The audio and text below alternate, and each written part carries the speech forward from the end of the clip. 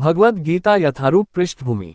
यद्यपि भगवद गीता का व्यापक प्रकाशन और पठन होता रहा है, किंतु मूलतः ये संस्कृत महाकाव्य महाभारत की एक उपकथा के रूप में प्राप्त है। महाभारत में वर्तमान कलियुग तक की घटनाओं का विवरण मिलता है। इसी युग के प्रारंभ में आज से लगभग 5000 वर्ष पूर्व भगवान श्री कृष्ण ने अपने मित्र तथा भक्त अर्जुन को भगवद गीता का उपदेश दिया था।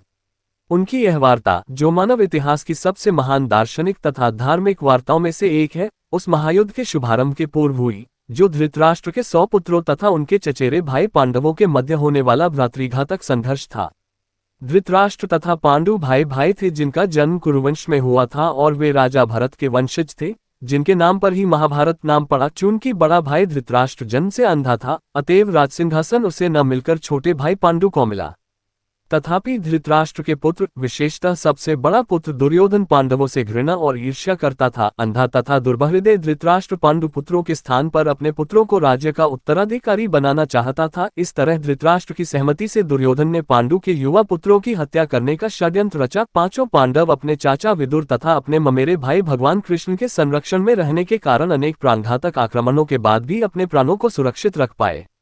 भगवान कृष्ण कोई सामान्य व्यक्ति नहीं, अपितु ईश्वर है, जिन्होंने इस धराधाम में अवतार लिया था और अब एक समकालीन राजकुमार होने का अभिनय कर रहे थे। वे पांडु की पत्नी कुंती अप्रथा, पांडवों की माता के भतीजे थे। इस तरह संबंधी के रूप में तथा धर्म के शाश्वत पालक होने के कारण वे धर्मपरायण पांडुपुत्रों का पक्ष लेते रहे और उनकी रक्षा करते रहे।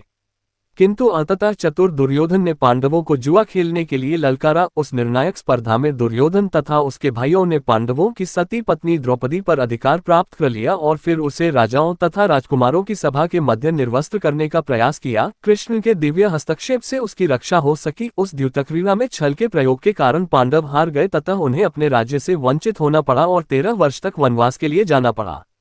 वनवास से लौटकर पांडवों ने धर्मसम्मत रूप से दुर्योधन से अपना राज्य मांगा, किंतु उसने देने से इनकार कर दिया। क्षत्रियों के शास्त्रोन्मोदित कर्तव्य को पूर्ण करने के लिए पांचों पांडवों ने अंत में अपना पूरा राज्य न मानकर केवल 5 गांवों की मांग रखी, किंतु दुर्योधन सुई की नोक भर भी भूमि देने के लिए सहमत नहीं हुआ।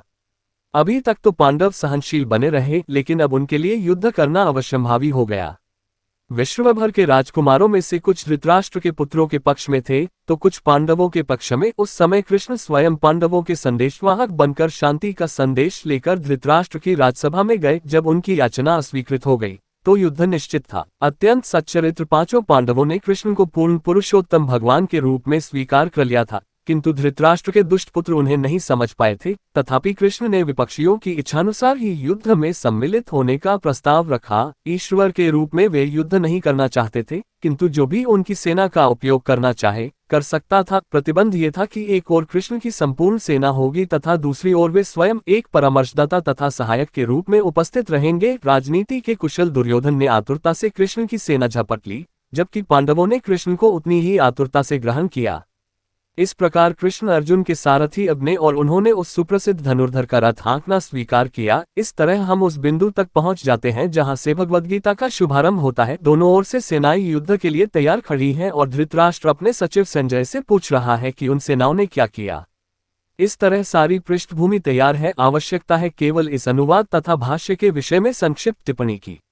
भगवद गीता के अंग्रेजी अनुवादकों में ये सामान्य प्रवृत्ति पाई गई है कि वे अपनी विचारधारा तथा दर्शन को स्थान देने के लिए कृष्ण नामक व्यक्ति को टाक पर रख देते हैं। वे महाभारत के इतिहास को असंगत पौराणिक कथा मानते हैं तथा कृष्ण को किसी अज्ञात प्रतिभाशाली व्यक्ति के विचारों को पद्य रूप में प्रस्तुत करने का निमित्त बनाते हैं, अथवा श्रेष्ठतम संदर्भ में कृष्ण को एक गौण ऐतिहासिक पुरुष बना दिया जाता है। किंतु साक्षात कृष्ण भगवद गीता के लक्ष्य तथा विषय वस्तु दोनों है, जैसा कि गीता स्वयं अपने विषय में कहती है।